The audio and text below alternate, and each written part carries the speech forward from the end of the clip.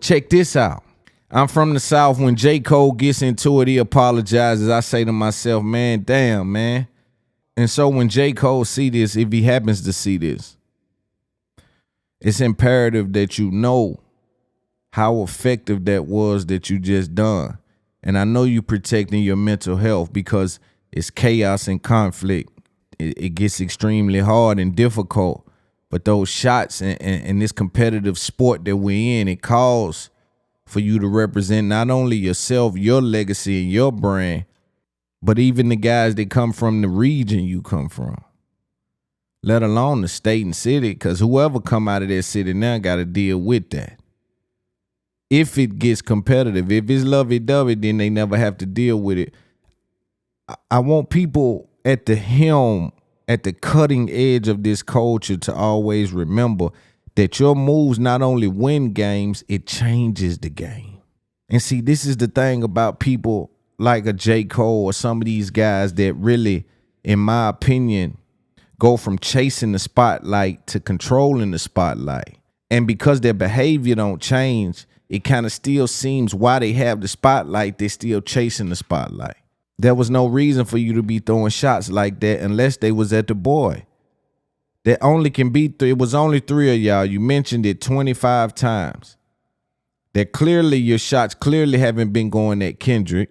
They had to been going at Drake. It just so happened Drake neutralized you. I think that J. Cole on Hit It in the Morning with Drake figured out that I might be closer to this dude than I think. I may be closer to being able to do what he does in the booth than I think. If I can just work on it, I can live over here where he's living at. He's about to change the game over here and try to beat us with this, but I'm going to get us. I'm going to be able to do this. The Kendrick thing is different. I think it just tampers with the integrity of your brand at this point, right? When you someone like J. Cole, because in my opinion, talented individual. And again, protect your mental health. That's your business. To jump out there like that and then had to pull it back, and the way you pulled it back, it just damages the integrity of the brand a little bit. But preserve your soul, right? Because I also hear a side of media that I'm not gonna agree with. You know, I was just disappointed. I was disappointed in Cole, man. Trust me, I know the fight. I know how suckerish this game is when you get into some of these things that they try to frame as combat. If you understand, right? If you just pay close attention, you'll notice how they frame me.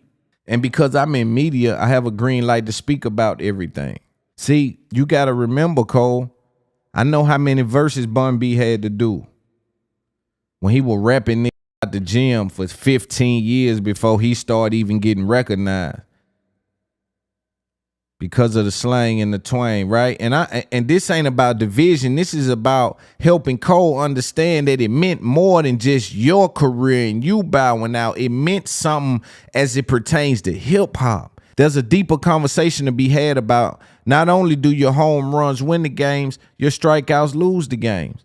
And who do I think understood that when he sat on his own? When he was by himself, all the label mates had left. The business had got shaky. He stood up on the hill and said, nigga, they left me by myself and I went in the gym and I got better than everybody. I'm the best rapper in the world. And when they pushed back and they said, no, Jay-Z still doing his thing, Lil Wayne. You don't remember? Jay-Z is still out there. And he started throwing more shots in his lyrics. Man, listen, when you talk about Carter, who you dealing with? Again, sometimes, man, you know, you're looking forward to that. Not even if he got to be, because nobody really stepped in front of dude when he was out there like that. It was just so painfully obvious that whatever style, whatever beat, whatever you want to do.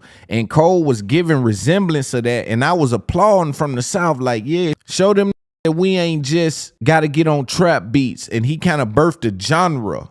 He kind of helped birth a genre off of Kanye and off of Drake. He kind of lived in this space that they said, oh, but he from the South. He from Fayetteville. He from, from the South, get down like that? Exactly. And so it was a good representation. But again, you seen what Wayne done.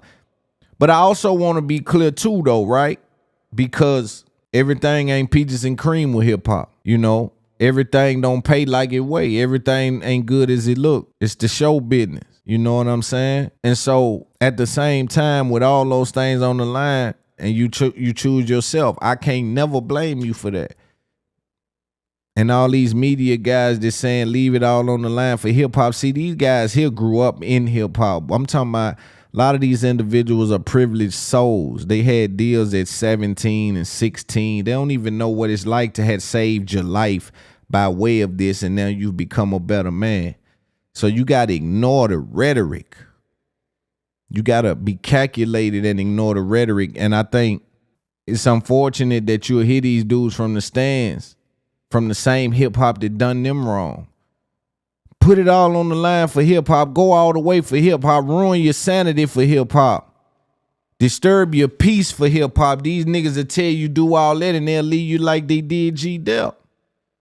Hip hop don't help pay no bills. I hear Fat Joe and them hollering from the stands. Yo, we got to figure something out about this thing. We got to put some money to the side about this hip hop thing. Ain't nobody paying attention. With all due respect, I love hip hop. I grew up in hip hop. I am hip hop. This ain't one of them stories from the outside critiquing. I'm telling you from the inside of the house, the roof is leaking. Right? So when you say leave it all on the field, Cole, disturb your peace, disturb your mental, disturb everything for hip hop, one has to question, where was hip hop for Roxanne Shante? What about Craig Mack? Some people that made significant contributions to hip hop. Where was it at for Lord Infamous? It's unfortunate because there's a few select voices in media that now that they're on the bench, they forgot what it was like to leave it all on the court. So much so that some people leave injured. When you left injured on the court, sometimes they'll call it from the injury, his career's done. From the court, you still on the court. A doctor ain't even looked at it. They don't give a damn about none but leaving it on the court, but it's easy to say that from the bench. It's unfortunate you say that, especially under the guys that, yo, I'm one of the guys that left it all on the court. So if you left it all on the court, you know one thing. I want to do everything but get injured. You asking me to damage my mental. You want me to have a brain injury. Because clearly I'm not down for the fight. Now, I agree. You don't take those shots unless they were for Aubrey. That's in my opinion. Wasn't prepared for Kendrick. On the competitive side of hip hop, there's always a notion that the South isn't war ready. So I think the South took a hit as it pertains to that, you know, with J. Cole's antics and the pulling of the song, the coming out with the song, the coming out with the apology.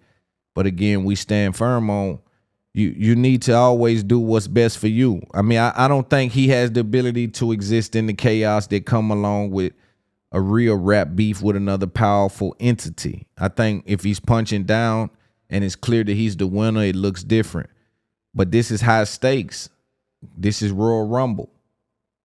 I explained to y'all earlier, everyone in the ring at this point is turned to Drake. We're going to get him out of the ring and then we'll squabble forward after that. But this now becomes the kind of match that Cole has now been thrown out of the ring. He ain't thrown out of the league, but this particular match, this Royal Rumble, this thing here, where King is either going to be crowned or Undertaker going to win another WrestleMania. Right? And so that's in my opinion what we're looking at. But it's always a narrative that the South isn't war ready. And so again, hip hop is competitive, you know, and sometimes you have to deal with that. I don't think it kills J. Cole's career. I think it damaged the integrity of the brand. And yeah, and that's that. But that's my take on the J. Cole apology.